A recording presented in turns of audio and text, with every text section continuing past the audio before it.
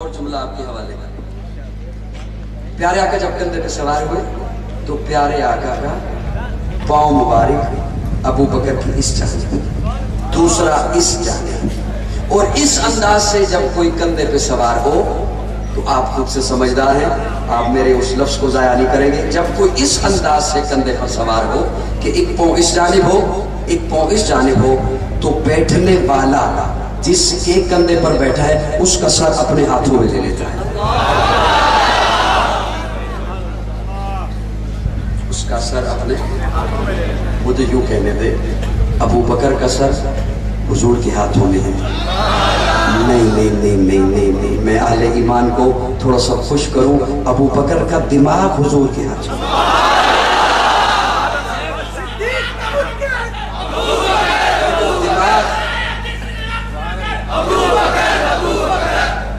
بکر کا دماغ حضور کے ہاتھوں میں ہے۔ اب اس میں وہی بات آئے گی، وہی سوچ آئے گی جو حضور چاہیں گے، خواہ وہ منکر زکوٰۃ کے خلاف جہاد ہو، خواہ وہ منکر ختم نبوت کے خلاف سوچ آئے، اور خواہ وہ سیدہ فاطمہ کو حدیث سنانے کی سوچ آئے۔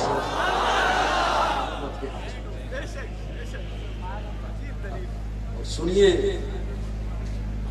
اس منظر کو کہتے ہیں بلا فاصلہ۔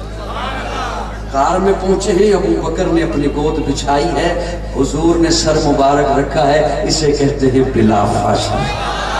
ام معبد کی جھونپڑی پہ پہنچے ہیں تو اسے کہتے ہیں بلا فاصلہ۔